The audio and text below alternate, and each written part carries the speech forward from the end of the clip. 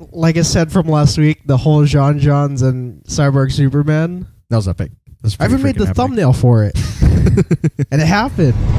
I give this a Cyborg Superman versus Martian Manhunter out of 10. I think that's my top favorite. That was a pretty awesome part. Okay, so we have the Reach, Phantom Zoners, Scalarians, or... There's two more that I searched up. They're called Khunds. Khunds? Yeah, Khunds. Wow, I was about to say another word. Their race originated from their... No, this isn't the one. Okay. Oops. The one I was looking at was White Triangle. Okay. And they're just basically racists who don't like Daxamites. What do they look like? They look like... White triangles? No, they have... That's their symbol. They have... I mean, there's... Imagine? That'd be awesome. That's the villain we get to see next, is a literal white triangle. I would lose it. Hard. Hey guys, what's going on? It's DJ here with my bros Jeremy and Bears.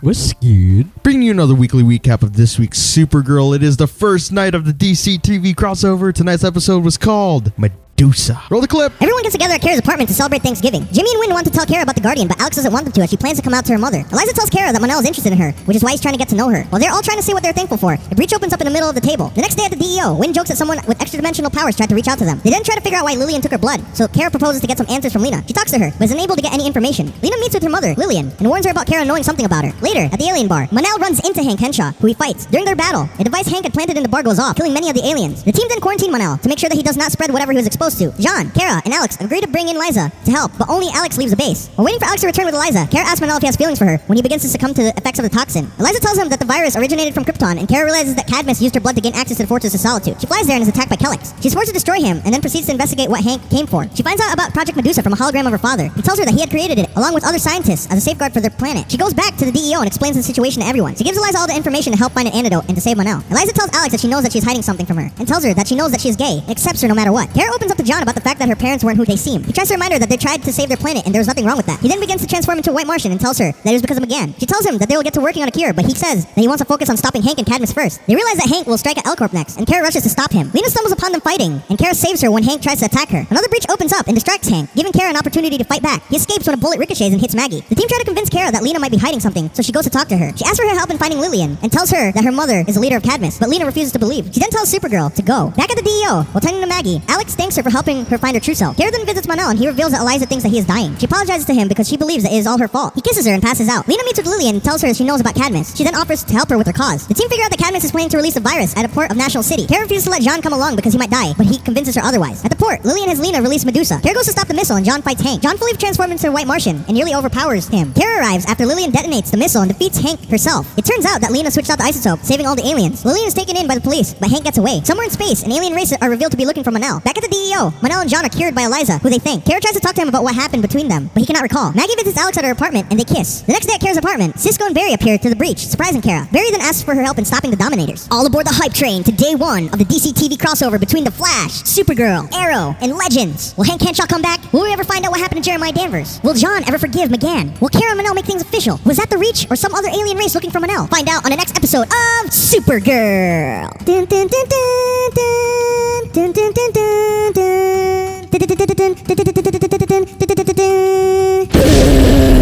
All right, one sentence to this episode. Cyborg Superman versus Martian Manhunter. Epicness. That was pure epic. White cyborg Martian with the virus to destroy the lesbian.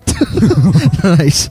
I'm thinking long and hard about this one. I didn't. Damn it, I don't have... Oh, a very berry Thanksgiving. Nice. So, very nice. First interaction, Team Supergirl, minus John at the beginning there. They're just having Thanksgiving.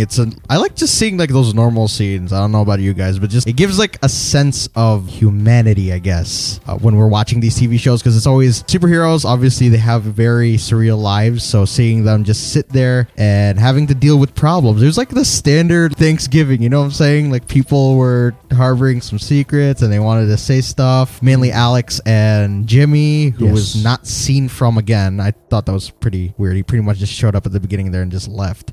But while they're saying what they're thankful for, what happens? Portal opens. A breach. That was funny. It just out of nowhere. Yeah. And the next day, Wynn starts joking about the fact that might have been an extra-dimensional being trying to steal her mother's cranberry recipe or something like that. He just poked the joke at it, basically. And I guess so this is where we could break off everyone's individual interactions with each other throughout the episode. So the Danvers, Alex came out to her mother. Yes. And Eliza told Kara that Mon-El liked her. That's pretty much their story, right? Together. Sure. And Yes. obviously Eliza helped them cure Mon-El, who was affected by what? Space AIDS. Wow. Which Hank Henshaw had planted in the alien bar that they usually frequent at. And he brawled it up a couple times with Team Supergirl. First with Mon-El, Yeah. and then the next time he fought Kara like twice. But getting back to the other interactions, we have Kara and Mon-El. And she tries to figure out if he likes her, but it's just always something that gets in the way, and he falls sick, like we said, and he ends up kissing her while he's in some sort of daze. I like that part, but he doesn't remember it.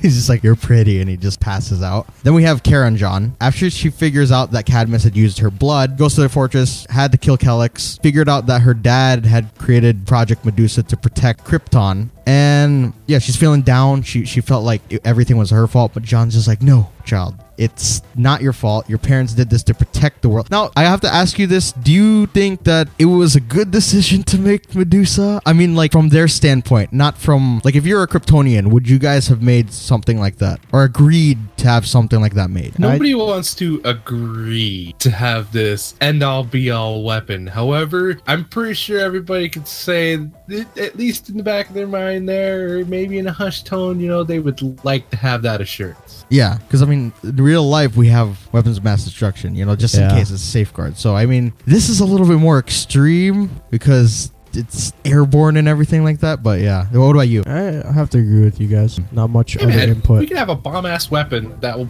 ensure that any alien race that would come to our planet is not going to mess our stuff up. Yeah, I think we would have that weapon. that's true. Scary, but be good to have it just in case. During that conversation, that very tender moment they had with each other, what the hell happens? Kara, it's not your monster.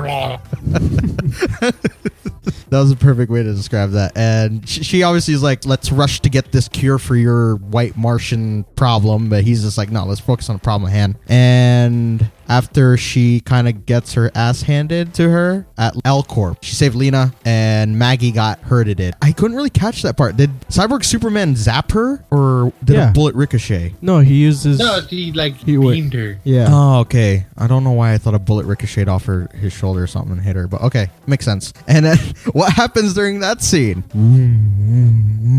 Again, The breach. yeah. I love how it just teased us during the episode of It kind of helped Kara that time. Yeah, it was a distraction. It caught him off guard. They go back to base. Mon-El's getting worse. He's dying. And then Kara and John decide to team up, confront the Luthers, because Lena had teamed up with her mother. And they confront them at the National City port, where they're going to release Medusa across the city. John takes on Hank. Kara stops the missile and then kicks Hank's ass. And Lena, it turns out what? She switched out the isotopes. Yes. So that the Medusa wouldn't work. Did you guys think that she was going to the bad side there? Or did you think... Hell no, I believed in her from the beginning. Yeah? I was like, no. And I was telling Jeremy in the middle of the episode, I'm like, I'm hoping that she's just bluffing and not actually going to go through with helping her mother. Yeah. So it's a relief to see that she actually turned on her own flesh and I can't blood. remember the theory, or like the prediction I had. About what? I'm pretty sure that's what I said, that she was just going to stay on the side of good. She's going to be on the side that rocks.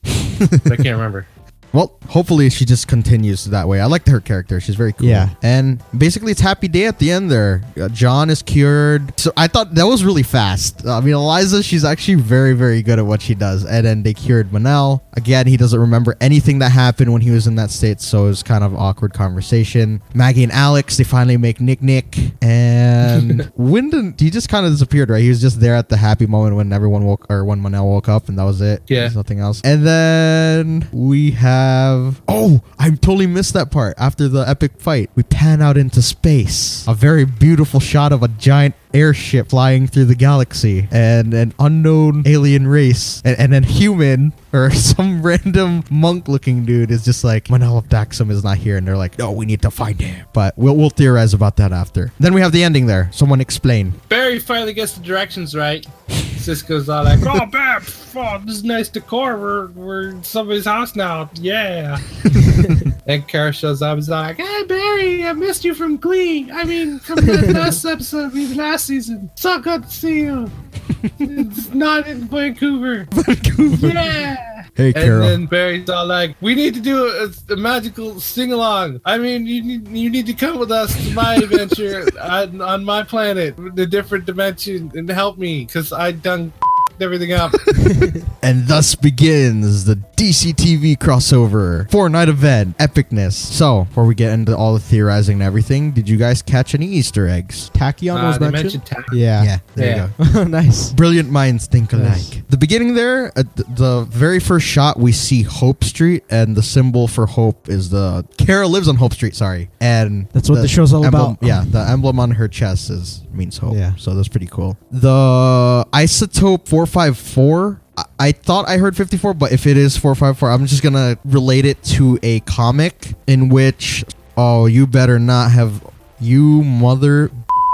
Okay. Oh, yes. So just give me 1 second. You didn't send it, did you? No, it didn't open.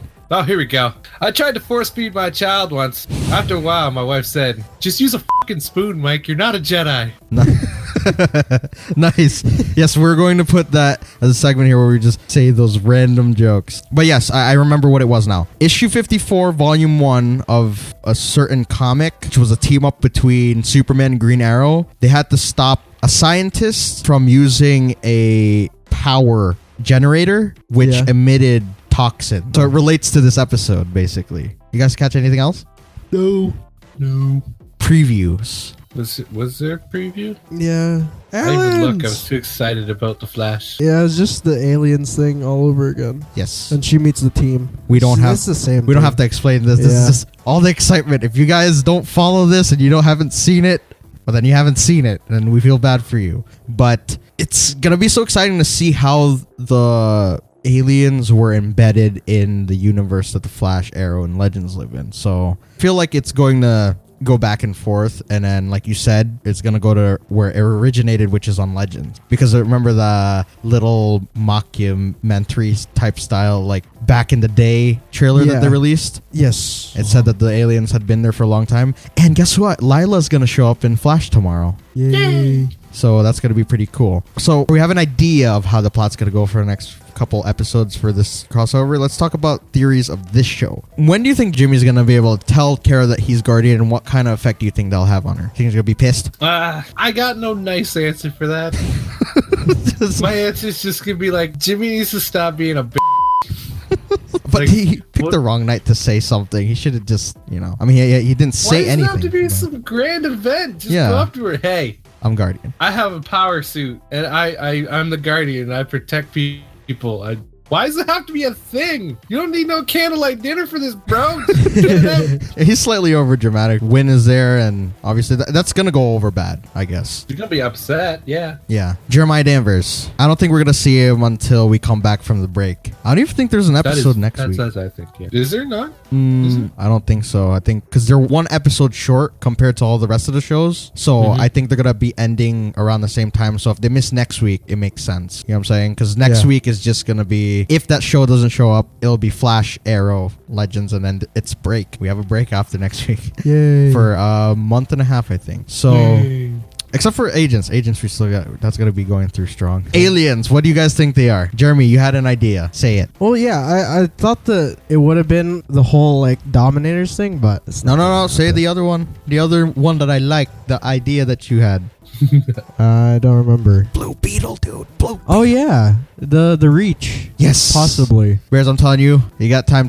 If you got some time, watch Young Justice, because everything that we say now might sound weird, but it'll make sense if you see that. So basically, the Reach is a group of people who are experts in the Scarab. Have you heard of Blue Beetle before, right? I've heard the name. Yes, he is a... That is my favorite character. He is a sidekick sometimes of Booster Gold. Yes. It would be really cool if these people were the Reach. The only problem here with the theory is, why are they going after Mon-El? That's the only question. The Reach usually go after people who are tethered to the Scarab, which gives anybody powers. And so far in Young Justice, we've seen a normal human be one of the Beetles and a Martian, a green Martian. So it'd be interesting to see if they bring in the whole Scarab, the whole Reach thing. Because basically it's kind of the Dominators type storyline, but these people are like crazy. And how did you guys like the, what do you call that? That sequence, seeing the ship. It looked awesome, right? That was pretty sick.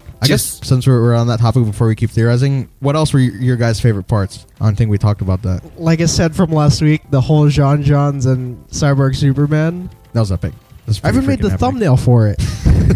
And it happened. I think that's my top favorite. That was a pretty awesome part. I'm a fan of hybrid Johns. Cool as hell. He was like a chocolate marsh. Oh, that's so racist. Oh, I stopped myself. The whole John storyline is racist, and we're all just accepting it. I don't want to be a white Martian. They're freaking white. What the hell, bro? Well, he turned into some sort of mocha Martian or something like that. But yeah, it's not like his transformation into white Martian is going to make him lose his mind. He's just going to be a white Martian. Like, well, technically in the comics, they look like that. You know what I'm saying? They look as ugly as the white Martians. They just made it. They just differentiated it a little bit here. I love the fight at the beginning where Mon-El tried to hold off Hank. Yeah, and I love the two brawls that he had with Kara. Those are pretty. I like the fight. The fighting is getting better. That's for sure. The flying is there when it's needed, and the flying shots were probably the most clear we've seen on the show tonight. What else you guys like? That's pretty much it. Oh, and Barry. Obviously, Barry showing up and just the breaches popping out throughout the episode are fun. Yes. So more theories. Going back to those people on the ship, they could be, or could they be Phantom Zoners? No. Well, they look like that. The Reach and them look like that. And if it was Phantom Zoners, aren't those people? The problem is they should be in the Phantom Zone, not on a ship. Oh, okay. But maybe they could be. There's a bunch of, what do you call it? A lot of people go after him in the comics. Who? Sclarians, and they are. Let's see. We're about to Men in Black this. We're just gonna go through every. They are all-female space pirates who attack and pilfer various science outposts and research labs to gain high technology equipment for their planet. I like that one because you know what? Mon-El sent a signal the first time we met him, and maybe they picked that up. What are those people? Sclarian? Okay, so we have the Reach, Phantom Zoners, Sclarians, or there's two more that are searched up. They're called Khunds. Khunds? Yeah, Khunds. Wow, I was about to say another word. Their race originated from their... No, this isn't the one. Okay. Oops. The one I was looking at was White Triangle. Okay. And they're just basically racists who don't like Daxamites. What do they look like? They look like... White triangles? No, that's their symbol. They have... I mean, Can you imagine? That'd be awesome. That's the villain we get to see next, is a literal white triangle. I would lose it. I mean, their ship was triangular. It's triangular. Yeah, that's what I was trying to piece together, but it's just... Yeah, where's the white? That's the thing. This is what they look like. They have long, beautiful, luscious hair. Yeah, we don't know what they look underneath those masks. Yeah. So... And yeah, they're basically... They basically think Daxamites are unclean and not worthy of living. Damn, so they're gonna kill him? Oh, that's sad. Any other theories? We touched on everything, didn't we? I can't wait until we get the musical crossover. It's gonna happen soon. Don't know when, but probably in the new year. Watch it be like the New Year's episode. Is it gonna be on Flash or Supergirl? Supergirl. So maybe that is the. So maybe she stays. The mid-season finale is. Maybe they just go to a karaoke bar in the Flash episode. Oh, okay. I would love that. I thought it was gonna be like a full. Yeah, because Victor Garber. Episode. Yeah, Victor Garber is gonna be in it too. So it's gonna be a bunch of people, and they're trying to make it so people like Jeremy Jordan and other characters on the Flash who can sing, or not in the Flash, sorry, Supergirl. They're gonna put them all in one episode. So there's still gonna be like traveling back and forth. As to who that villain is gonna be, I'm gonna guess it's either Music Meister or that's the only person I know who could do that stuff. Wait, just like a legit musical episode going on? Yes. Yeah. Okay then. We're still gonna love it, man. I saw Supernatural musical. If they can make that work, we'll just have faith in this. Any other theories? No? That's pretty much it? Yeah. So, solid episode, yes. This was probably the most packed episode with everything. Action, story, character development, all of it. I like the episode, however. Okay. Go ahead. However, it started doing that thing again. Like the gushy thing where they tried to put the freaking teen drama in there. Yeah. We didn't need it. I mean, yes, we have character development of Alex. She's struggling with her sexuality. It's there. Yeah. We already acknowledge it. It has to happen. But come on, the whole motherly thing is a bit too much. Show me one family that's that functional, where mom's just like, it's okay. I love you no matter what you do. You will always be my special little girl. I remember that time back when you were like 12 years old and you were playing with mud balls or something like that. I knew you were going to be on the gays. No. No. It never works like that. Yeah. I mean, yes, the parents accepting it that's going to happen. But that should happen. But come on. The Stepford stuff has got to stop. I have to agree with you there. I do like the moments, but yes, they can overdo it at times. It should have just been I felt uncomfortable. I was legitimately uncomfortable watching that scene. Yeah, it should have just been like, I accept you. You don't need to hide it. It's good. We're good to go. But having Mama Danvers is always a cool thing. And hopefully next time we see her, Jeremiah's around. On the same side, though, Mama Danvers is cool as hell. Yes. And like I said, she's very smart because she figured out how to cure a Martian and a Daxamite. Yeah. From something she had absolutely no knowledge about. She did that in one episode. And she's like, this virus is similar Kryptonian. to a Kryptonian, so... Yeah, that's true. But it's pretty epic. So, with that being said, you guys, go leave a comment down below on what you thought about the episode and leave your theories as well as what's to come. And if you enjoyed, leave a like. You forgot the rating. Oh, shoot. What do you guys rate this? I'm going to call this one a heat vision roasted turkey out of 10. Nice. Dang it. I'm going to give this 10 Hank Canshaw. John. It's David Harewood. Out of 10. a space. I don't know his real name. With a name like that, I would be angry too. Space. Aliens. I get it. I give this 10 white triangles out of 10. Nice. Awesome. Did I learn how to fly? Or did I fall on my face?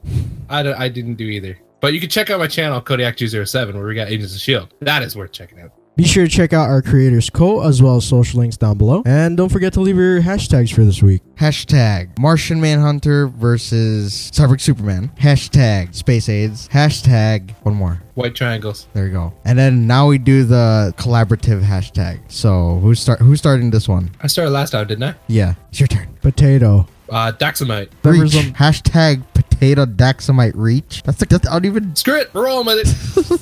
With that being said, we'll see you guys in the next one. Bye. Bye.